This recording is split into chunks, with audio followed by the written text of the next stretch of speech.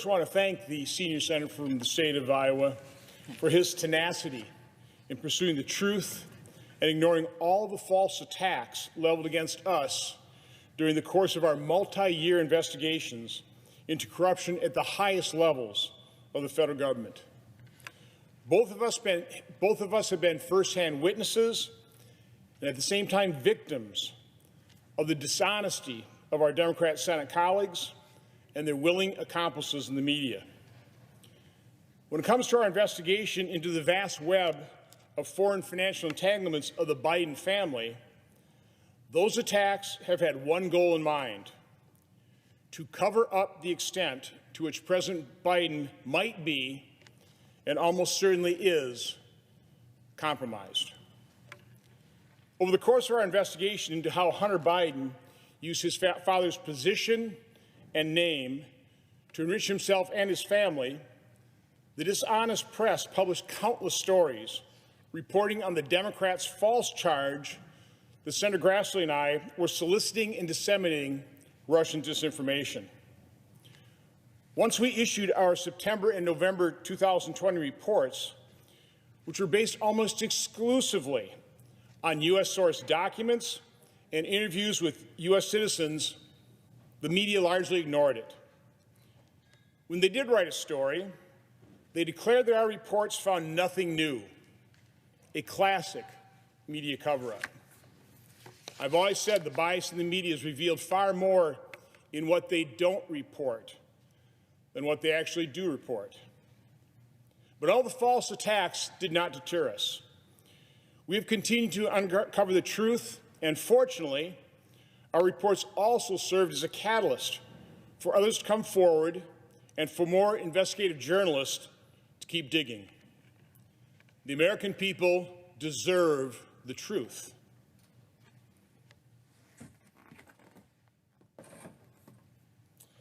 That's why we're presenting additional evidence today and over the next few days. For example, this is the first time this document is being made public. As Senator Grassley described in detail, it shows that money from CEFC, which is effectively an arm of the Chinese government, went directly to Hunter Biden. Bank records like this piece of evidence are pretty hard to deny and sweep under the rug.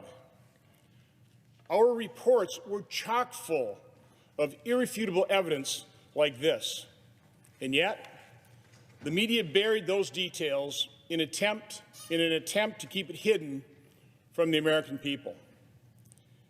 Because the mainstream media and our Democrat colleagues had no substance to refute our reports, they reverted to their time-honored tradition of lying, making false accusations against us, and engaging in the politics of personal destruction. Again, their goal was to destroy the credibility of our reports before the American people even had a chance to read them. They were fully aware that the lie can travel halfway around the world before the truth has a chance to put on its shoes. For example, listen to what New York Times journalist Nicholas Fandos said about our report. Quote, "Lack of meaningful new information," unquote. And again, quote, "Overlap with a Russian disinformation campaign," unquote. The then Democrat minority leader was quoted saying about our report, quote, "As if Putin wrote it, not United States senators." A Democrat senator described our investigation as being, quote, "rooted in disinformation," end quote, from Russian operatives. Separately, a Democrat senator also said about our report, quote, "Bottom line, the Johnson-Grassley investigation is baseless.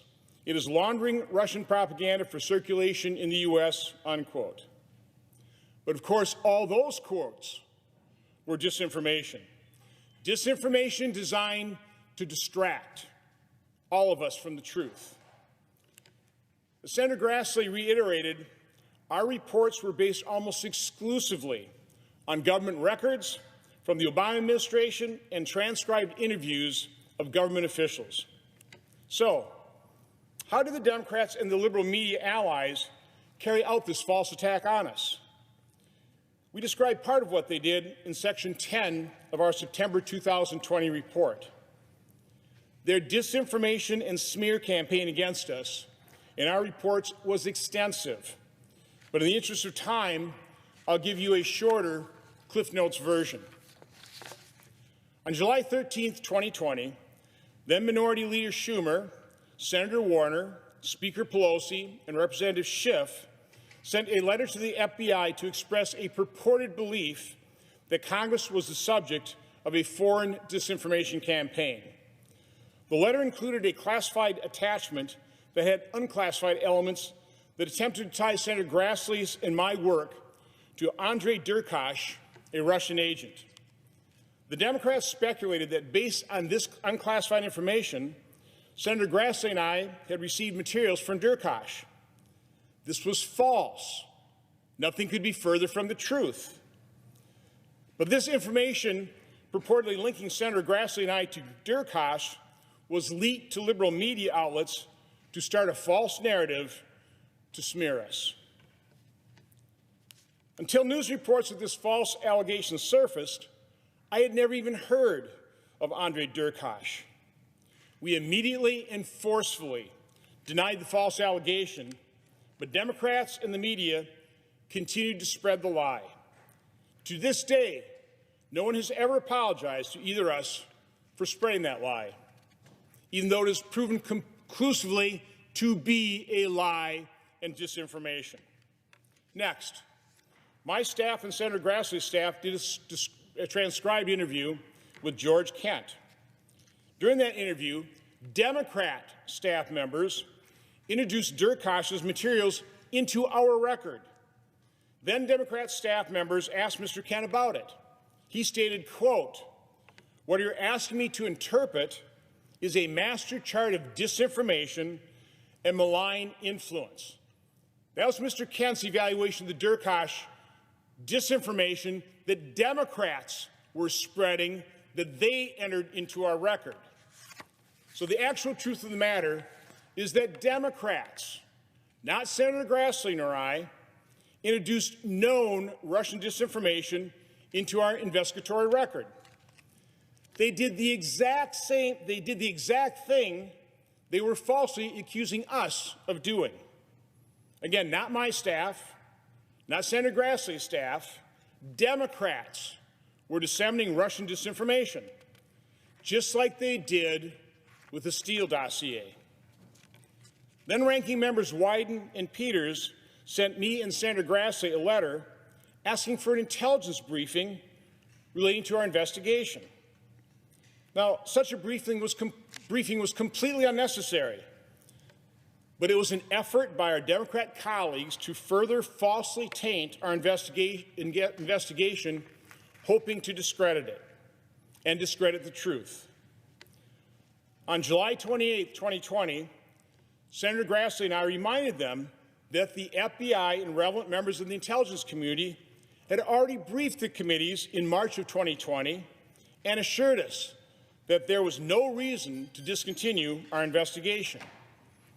Then in August 2020, Senator Grassley and I were provided a briefing from the FBI, a briefing that we did not request, that was also leaked to the press to further smear us. This unsolicited FBI briefing was also not necessary and was completely irrelevant to the substance of our investigation.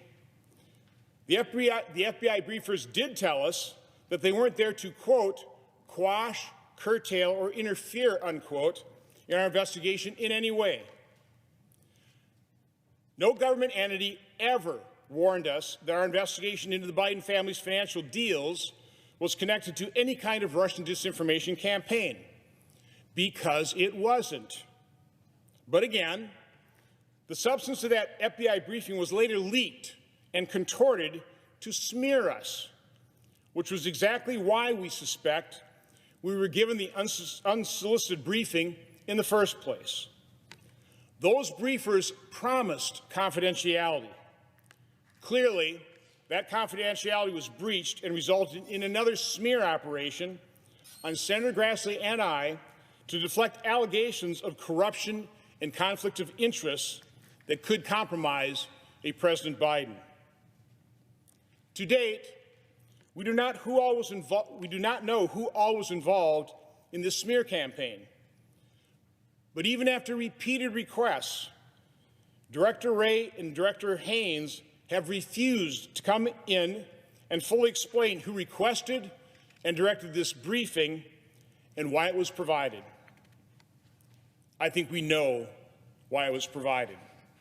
So to review, senior Democrats and liberal media cooperated to smear me and Senator Grassley with false accusations of receiving and spreading Russian disinformation. They created documents, leaked them, asked for briefings, and then leaked those too. And then they themselves disseminated Russian disinformation. You can't make this up. Fortunately, they failed to discredit our investigation because we stayed true to government records. We stayed true to the facts and the evidence. And the evidence is stunning, and it is growing. Over the next few days, Senator Grassley and I will come to the floor to present additional evidence that has not yet been made public. These records show extensive connections between the Biden family and elements of the communist Chinese regime. We're talking high-dollar transactions, some of which we've already highlighted in our September and November 2020 reports. But our speeches will introduce new financial documents into the record for all to see. Now, we expect Democrats and the media to continue to use their power to smear us and cover up for the Bidens. But the truth has a power of its own, and we intend to continue to reveal the truth. Madam President, I yield the floor.